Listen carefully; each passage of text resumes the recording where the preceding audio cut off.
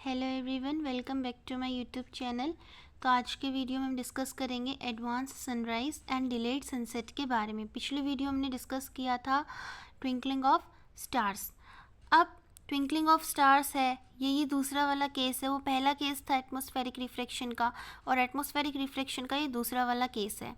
तो इसके अंदर हम क्या पढ़ेंगे कि हमें सन दिखाई दे जाता है, यानी कि एक्चुअल सनराइज़ के दिखने से ठीक 2 मिनट पहले हमें सन दिखाई देने लग जाता है, और एक्चुअल सनसेट के ठीक 2 मिनट बाद ही हमें सन डूबता हुआ दिखाई दे जाता है, because of the atmospheric refraction. और एक्चुअल सनराइज़ का मतलब क्या है? एक्चुअल सनराइज़ का मतलब है कि जब हॉरिजन होता है अर्थ का, उससे जब एक्चुअली क्रॉसिंग होती है सन की, तो उसे कहते हैं हम actual sunrise. Actual sunrise is what? Actual crossing of the horizon. ठीक है, तब हमें उसकी एक्चुअल और अपेरेंट पोजीशन दिखाई देती है with respect to the horizon. और ये कई सारे इनका टाइम डिफरेंस होता है। एक्चुअल सनसेट हो गया और अपेरेंट सनसेट हो गया, ये ठीक मतलब 2 मिनट का ही इनका क्या होता है, टाइम होता है।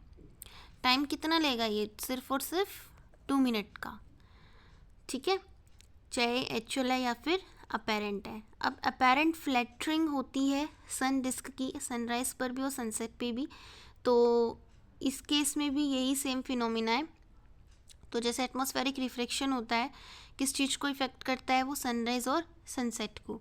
ये एक छोटा सा डायग्राम है, इस डायग्राम के थ्रू हम समझेंगे कि ये हमारा एटमॉस्फेयर है अर्थ का, ये अर्थ है और ये अर्थ हॉरिजन है। ठीक है, अब यहाँ से ऑब्जर्वर है, ये क्या कर रहा है? यहाँ पर ऑब्जर्व कर रहा है।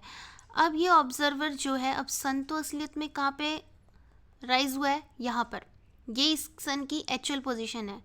ठीक है, एक्चुअल पोजीशन है, ये इस अर्थ हॉरिजन पे क्या करेगी? एंटर करेगी। तभी क्या कहा मैंने कि actual crossing of the horizon by the sun, और किसके रिस्पेक्ट में होगी? इस हॉरिजन के रिस्पेक्ट में एंटर करेगी। तो ये जो सन की लाइट है यहाँ एंटर करेगी, यहाँ नॉर्मल बनेगा, और ये वाली जो लाइट है वो नॉर्मल के टूवर्ड्स क्या करेगी? बैंड कर जाएगी। और जैसे ही वो टूवर्ड्स बैंड करेगी तो आप लाइन ड्रॉ करेंगे तो वो सन यहाँ हमें दिखाई देगा। मतलब सन एक्चुअल में कहाँ पे सनराइज हुआ है? यहाँ पर। लेकिन 2 मिनट पहले ही हमें इसकी पोजीशन यहाँ दिखाई देने लगेगी, यानी कि राइज हुआ नहीं, लेकिन हमें 2 मिनट पहले ही यहाँ पर दिखाई देने लग गया। कहने का मतलब ये है कि हमें 2 मिनट पहले दिखाई देने लग जाता है, जल्दी दिखाई देने लग जाता है सन। एक्चुअल में ये यहाँ है, लेकिन अपेरेंट इसकी यहाँ पे बनेगी, और ऑब्जर्वर क्या क्या ऑब्जर्व करेगा कि जो सन है वो राइज हो चुका है, जबकि अभी राइज होने में टाइम है, लेकिन 2 मिनट पहले ही हमें दिखाई दे गया। तो जो टाइम डिफरेंस आया वो कितना आया? हमारे कितना आया? हमारा 2 मिनट का आया। ठीक 2 मिनट पहले ही ऐसा होता है। ठीक है, due to the atmospheric refraction. और सनसेट का केस भी इसी तरीके का ही है। तो इसमें ज़्यादा कुछ नहीं था, सिर्फ टाइम डिफरेंस बताना था, 2 मिनट का होता है। ये डायग्राम अच्छे से आना चाहिए।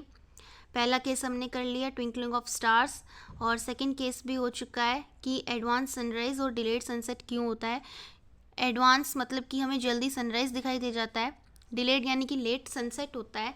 तो उसी केस में अब हम चलेंगे अगले टॉपिक पे, स्कैटरिंग ऑफ लाइट।